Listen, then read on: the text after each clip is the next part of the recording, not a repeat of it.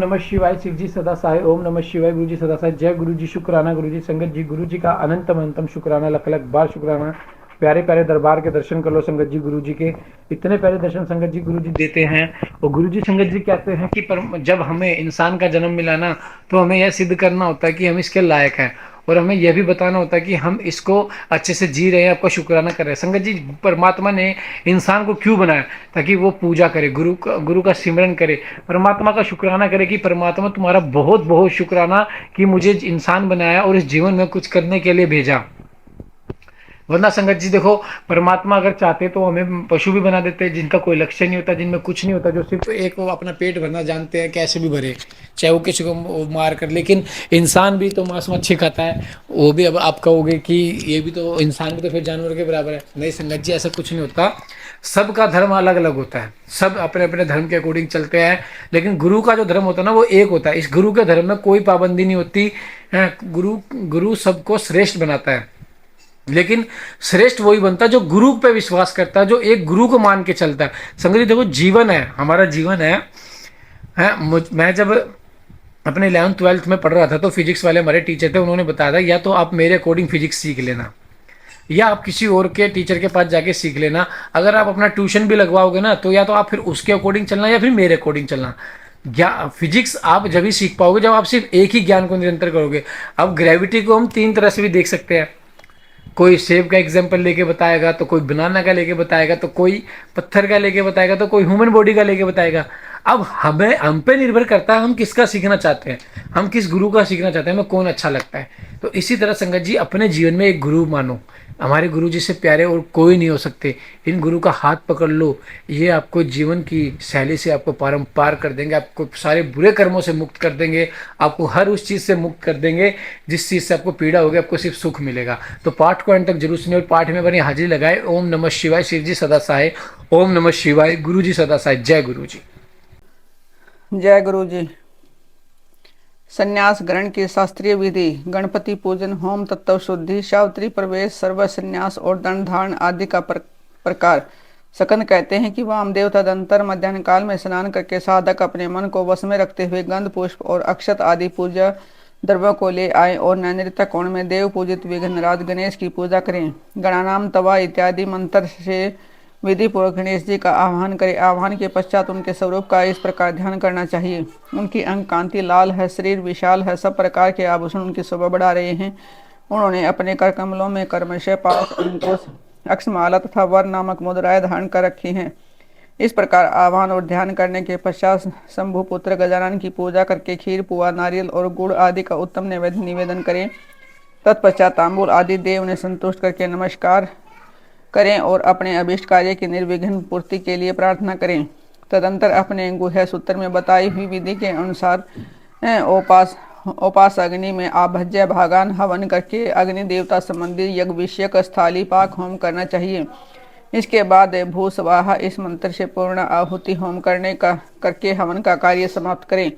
तत्पश्चात आलस्य रहित हो अपहरण काल तक गायत्री मंत्र का जप करता रहे। तदंतर स्नान करके सायंकाल के संध्योपासना तथा सायंकालिक उपासना संबंधी नित्य होम आदि करके मौन हो गुरु की आज्ञा ले चुरू पकाए। फिर अग्नि में संहिता, चुरू और घी की रुद्र सूक्त से और सदो जात आदि 5 मंत्रों से पृथक पृथक आहुति दें। अग्नि में उमा सहित महेश्वर की भावना करें और गौरी देवी का चिंतन करते हुए गौरी मीमाय इस मंत्र से 108 बार होम करके अग्नि सविष्ट करते स्वाहा इस मंत्र से 1 बार आहुति दे। इस प्रकार मंत्र से हवन करने के पश्चात विद्वान पुरुष अग्नि से उत्तर में एक आसन पर बैठे, जिसमें नीचे कुशा, उसके ऊपर मृगचरम और उसके ऊपर वस्त्र बिछा हुआ। ऐसे सुगध आसन पर बैठकर मौन भाव से सुस्थित चित हो जागरण पूर्वक ब्रह्मोत्तर आने तक का गायत्री का जप करता रहे। इसके बाद स्नान करे। जो जल से स्नान करने में समर्थ हो वह भस्म से ही विधि पूर्वक स्नान करे। फिर इस अग्नि पर ही चूरू पकाकर उसे घी से तर करें। उसे उतार कर अग्नि से उत्तर दिशा में कुश पर रखें। पुनः घी से चूरू को मिश्रित करें। इसके बाद व्यावृत मंत्र, रुद्र सूक्त, सदो जात आदि 5 मंत्रों का जप करें और इनके द्वारा एक एक आहुति विधि। चित्त को भगवान शिव के चरणारविंद में लगाकर प्रजापति, इंद्र, विष्णु देव और ब्रह्मा के लिए भी एक एक आहुति दे।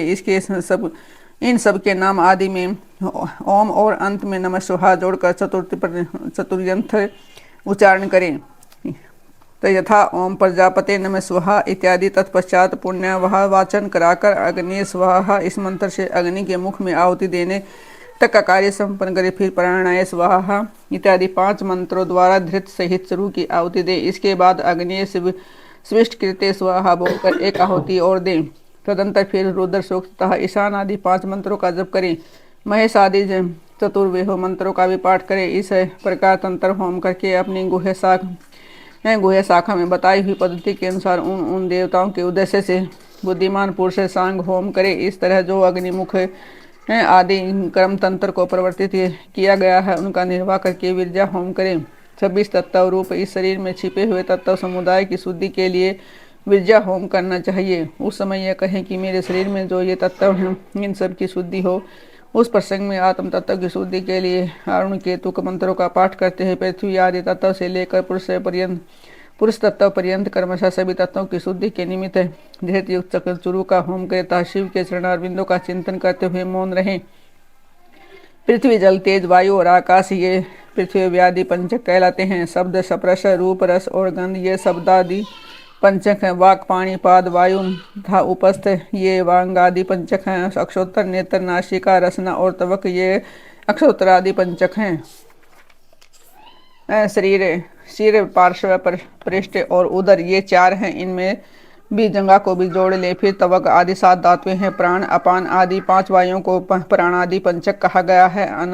अन्नमयादि 5 कोशों को कोश पंचक कहते हैं। उनके नाम इस प्रकार हैं: अन्नमय, प्राणमय, मनोमय, विज्ञानमय और आनंदमय। इनके सिवा मन, चित्त, बुद्धि, अहंकार, ख्याति, संकल्प, गुण, प्रकृति और पुरुष हैं। भोक्तापन को प्राप्त हुए पुरुष के लिए भोग काल में जो 5 अंतरंग साधन हैं उनके तत्व पंचक कहा गया है। उनके नाम ये हैं: नियति, काल, राग, विद्या और कला। ये 5 माया से उत्पन्न है। माया तो प्रकृति में विद्या, इस श्रुति में प्रकृति ही माया कही गई है। उसी से ये तत्व उत्पन्न वही में संशय नहीं है। काल का स्वभाव ही नियति है, ऐसा श्रुति का कथन है। ये नियति आदि जो 5 तत्व है इन्हीं को पंचकुंचक कहते हैं। इन 5 तत्वों को न जानने वाला विद्वान ही मूढ़ ही कहा गया है। नियति प्रकृति से नीचे है और ये पुरुष प्रकृति से ऊपर है। जैसे कोई की एक ही आंख उसके दोनों गोलकों में घूमती रहती है, उसी प्रकार पुरुष प्रकृति और नियति दोनों के पास रहता है। यह विद्या तत्व कहा गया है। विद्या शुद्ध विद्या, महेश्वर, सदाशिव, शक्ति और शिव, इन 5 को शिव तत्व कहते हैं। ब्रह्मण, प्रज्ञान, नम ब्रह्म इस श्रुति के वाक्य से शिव तत्व ही प्रतिपादित हुआ है। मुनीश्वरम पृथ्वी से लेकर शिव पर्यंत जो तत्व समूह है उनमें से प्रत्येक को क्रमशः अपने अपने कारण में लीन हुए उनकी शुद्धि करो। पृथ्वी आदि पंचक, शब्दादि पंचक, वागादि पंचक, क्षोत्रादि पंचक, शीरादि पंचक, तवगादि धातु सप्तक, प्राणादि पंचक, अनन्मयादि कोश पंचक, मन आदि पुरुषांत तत्व, नित्य आदि तत्व पंचक और शिव तत्व पंचक ये 11 वर्ग हैं। इन 11 वर्ग संबंधी मंत्रों के अंत में परस्मय शिव ज्योति से इदम न मम इस वाक्य का उच्चारण करें। इसके द्वारा अपने उद्देश्य का त्याग बताया गया है। इसके बाद विविधा तथा कृशोत्कर्ष संबंधी मंत्रों के अंत में अर्थात विविधाय स्वाहा, कृशोत्काय स्वाहा, इनके अंत में समस्त त्याग के लिए व्यापकाय परमात्मा ने शिव ज्योति से विश्वभूत घसनोत सुकाय परस्मय देवाय इदम न मम इसका उच्चारण करें। तत्पश्चात उत्तिष्ठ ब्रह्मण सप्ते देवंत तवे उपप्रयंतु मरुत सुदानव इंद्र पराशुर भवा स चा। इस मंत्र के अंत में विश्व रूपाय पुरुषाय ओम स्वा बोलकर सब तव त्याग के लिए लोक त्रयाव्यापी ने परमात्मा ने शिव येदम ने मम का उच्चारण करे। तदंतर अपनी शाखा में बताई हुई विधि से पहले तंत्र कर्म का संपादन करके धृत मिश्रित चरु का प्राशन एवं आचमन करने के पश्चात पूर्वोक्ता आश्चर्य को स्वर्ण आदि से संपन्न समुचित दक्षिणा दें। फिर ब्रह्मा का विसर्जन करके प्रातः कालिका उपासना संबंधी नित्य होम करें। इसके बाद मनुष्य से सम माम सिंचन्तु मृत इस मंत्र का जप करें। तत्पश्चात या ते अग्नि यज्ञ तनुस्त तेयो हरो आत्मा नाम इत्यादि मंत्रों से हाथ को अग्नि में तपाकर उस अग्नि को अद्विधम स्वरूप अपने आत्मा में आरोपित करे। तदंतर प्रातःकाल के संध्या उपासना करके सूर्योपास्थान के पश्चात जलाशय में जाकर अभी तक जल के भीतर प्रवेश करें। वहाँ प्रसन्नतापूर्वक मन को स्थिर करें। उत्सुकतापूर्वक देव वेद मंत्रों का जप करें। जो अग्निहोत्री हो वह स्थापित अग्नि में तेष्टि करेत हवेदोक्त वैश्वानर स्थाली पाक होम करके उसमें अपना सब कुछ दान कर दे। प्रोक्त रूप से अग्नि का आत्मा में आरोप करके ब्राह्मण घर से निकल जाए। मुनीश्वर फिर वह सात दक्षिणी मांगटित से सावित्री प्रवेश करें। इन वाक्यों का प्रेम पूर्वक उच्चारण और चित्त को चंचल न होने दें। उस समय गायत्री का इस प्रकार ध्यान करे हुए भगवती गायत्री साक्षात भगवान शंकर के आधे शरीर में वास करने वाली है। इनके 5 मुख और 10 भुजाएं हैं। ये 15 नेत्रों से प्रकाशित होती है। नूतन रत्न में किरीट से जगमगाती हुई चंद्रलेखा इनके मस्तक को विभूषित करती है। इनकी अंग कांति शुद्ध स्फटिक मणि के समान उज्ज्वल है। ये शुभ लक्ष्मण देवी अपने 10 हाथों से 10 प्रकार के आयुध धारण करती है। हार के कड़े करधनी और नुपुर आदि आभूषणों से इनके अंग विभूषित हैं। इन्होंने दिव्य वस्त्र धारण कर रखा है। इनके सभी आभूषण रत्न निर्मित हैं। विष्णु ब्रह्मा देवता ऋषि तथा गंधर्वराज और मनुष्य सदा ही इनका सेवन करते हैं। ये सर्वव्यापिनी शिवा सदाशिव देव की मनोहारिणी धर्मपत्नी है। संपूर्ण जगत की माता, तीनों लोकों की जगनी, त्रिगुणमयी, त्रिगुणा तथा अजन्मा। इस प्रकार गायत्री देवी के स्वरूप का चिंतन करते हैं। शुद्ध बुद्धि बाला पुरुष ब्राह्मण तत्व आदि प्रदान करने वाले जन्म आदि देवा त्रिपदा गायत्री का जप करे। गायत्री विहातियों से उत्पन्न हुई है और उन्हीं में लीन होती है। वे हाथिया पर्णों से प्रकट पर्णों में ही लय को प्राप्त होती है। पर्णव संपूर्ण वेदों का आदि है। वह शिव का वाचक, मंत्रों का राजा, धीराज, महावीर स्वरूप और श्रेष्ठ मंत्र है। शिव पर्णव हो, पर्णव शिव कहा गया है क्योंकि वाच्य और वाचक में अधिक भेद नहीं होता। इसी महामंत्र को काशी में शरीर त्याग देने वाले जीवों के मन काल में उन्हें सुनाकर भगवान शिव परम मोक्ष प्रदान करते हैं। इसलिए श्रेष्ठ यति अपने हृदय कमल के मध्य में विराजमान एकादश पर्ण रूप परम कारण शिवदेव की उपासना करते हैं। दूसरे मुमुक्षु धीर एवं विरक्त लौकिक पुरुष भी मन से विषयों का परित्याग करके प्रणव रूप परम शिव की उपासना करते हैं। इस प्रकार गायत्री का शिववाचक प्रणव में लय करके वृक्ष से विवाह इस अनुवाद का जप करे। तत्पश्चात इस अनुवाद को आरंभ से लेकर अंत तक पढ़े हैं। मैं अर्थात मैं स्त्री की कामना, धन की कामना और लोकों में ख्याति की कामना से ऊपर उठ गया हूँ। मुझे इस वाक्य का मंद मध्यम और उच्च स्वर से कर्म से 3 बार उच्चारण करें। तत्पश्चात सृष्टि स्थिति और लय के कर्म से प्रणव मंत्र का उद्धार करके फिर कर्म से वाक्यों का उच्चारण करें। ओम भूम सनस्तम मया, ओम भुव सनस्तम मया, ओम सुव सनस्तम मया, ओम भूर्भुव स्वर सनस्तम मया। इन वाक्यों का मंद मध्यम और उच्च स्वर से हृदय में सदाशिव का ध्यान करते हुए सावधान चित्त से उच्चारण करे। तदंतर अभ्यम सर्वभूतेभ्यो मत्स्वहा, मेरी ओर से सब प्राणियों को अभय दान दिया गया है। ऐसा कहते हुए पूर्व दिशा में एक अंजलि जल छोड़कर इसके बाद शिखा के शेष बालों को हाथ से उखाड़ डालें और यज्ञोपवीत को निकाल कर जल के साथ हाथ में ले ले। इस प्रकार कहें, ओम भूम समुद्रम गत स्वाहा, यो कहकर उसका जल में ही होम कर दे। फिर ओम भू सनस्तम मया, ओम भुव सनस्तम मया, ओम सु सनस्तम मया। इस प्रकार 3 प्रकार कहकर जल को अभिमंत्रित करके उसका आचमन कर फिर जलाशय के किनारे आकर वस्त्र और कटी सूत्र को भूमि पर त्याग दे। उस तथा पूर्व के मुख करके 7 पद से कुछ अधिक चले। कुछ दूर जाने पर आचार्य उनसे कहे कि ठहरो ठहरो ठहरो, भगवान लोक व्यवहार के लिए कोपिन और दंड स्वीकार करो। मैं आचार्य अपने हाथ से ही उसे कटी सूत्र और कोपिन देकर गेरुआ वस्त्र भी अर्पित करे। तत्पश्चात सन्यासी जब उसे अपने शरीर को ढककर 2 बार आचमन कर ले तब आचार्य शिष्य से कहे, इंद्रस्त वज्रो असी, यह मंत्र बोलकर दंड ग्रहण करो। तब वह इस मंत्र को पढ़े है। सखा माम गोपियाद सखा योसी इंद्रश्य वज्रो असी वातर्धन शरम से भव यत पापा ममत निर्वार्य। इस मंत्र का उच्चारण करते हुए दंड की प्रार्थना करके उसे हाथ में ले लें। तत्पश्चात प्रणव या गायत्री का उच्चारण करके कमंडलु ग्रहण करे। तदनंतर भगवान शिव के चरणारविंद का चिंतन करते हुए गुरु के निकट जावे। 3 बार पृथ्वी में लौटकर दंडवत प्रणाम करे और उस समय अपने मंत्र को पूर्णतया संयम रखें। फिर धीरे से उठकर प्रेम पूर्वक अपने गुरु की ओर देखते हुए हाथ जोड़कर उनके चरणों के समीप खड़ा हो जाए। संन्यास दीक्षा विषय कर्म आरंभ होने के पहले ही शुद्ध गोबर लेकर आंवले हैं बराबर उसके गोले बना ले और सूर्य की किरणों से उन्हें सुखाए। फिर होम आरंभ होने पर उन गोलों को होमाग्नि के बीच में डाल दें। होम समाप्त होने पर उन सबको ग्रहण करके संग्रह करके सुरक्षित रखे। तदंतर दंड धारण के पश्चात गुरु विराज अग्नि जनित से सफेद भस्म को लेकर उसी को शिष्य के अंगों में लगाए अथवा स्वयं लगाने किया कहते हैं। उसका कर्म इस प्रकार है। ओम अग्निरिति भस्म, वायुरिति भस्म, जलमिति भस्म, सथलमिति भस्म, व्योमेति भस्म, सर्वम है वा इदम भस्म, मन एतानि चक्षुषी।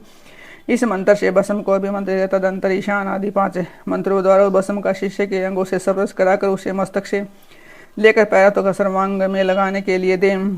शिष्य उस भस्म को विधिपूर्वक हाथ में लेकर त्र्यामसुम तथा त्र्यंबकम इन दोनों मंत्रों को 3-3 बार पढ़ते हुए ललाट आदि अंगों में कर्मशः त्रिपूर्ण धारण करे। तत्पश्चात श्रेष्ठ शिष्य अपने हृदय कमल में विराजमान उमा सहित भगवान शंकर का भी भक्ति युक्त चित्त से ध्यान करें। फिर गुरु शिष्य के मस्तक पर हाथ रखकर उसके दाहिने कान में ऋषि छंद और देवता सहित प्रणव का उपदेश करें। इसके बाद कृपा करके प्रणव के अर्थ का भी बोध कराएं।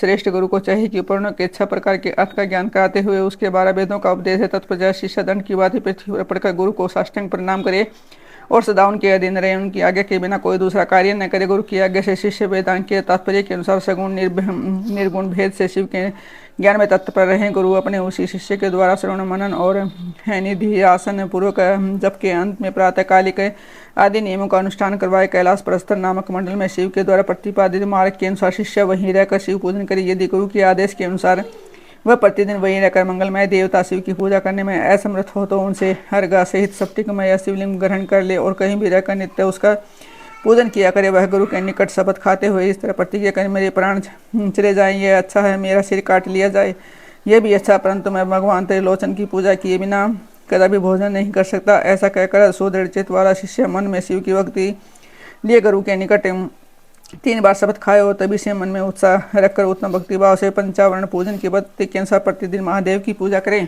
जय गुरु जी, शुक्राना गुरु जी। संगत जी, आपने वीडियो के बीच में देखा किस तरह अग्निश्वर की जग के दर्शन हो रहे थे, अग्नि किस तरह ज्योत में प्रज्वलित हो रही थी और संगत जी गुरु जी की ब्लेसिंग्स मिल रही थी पूरे घर में।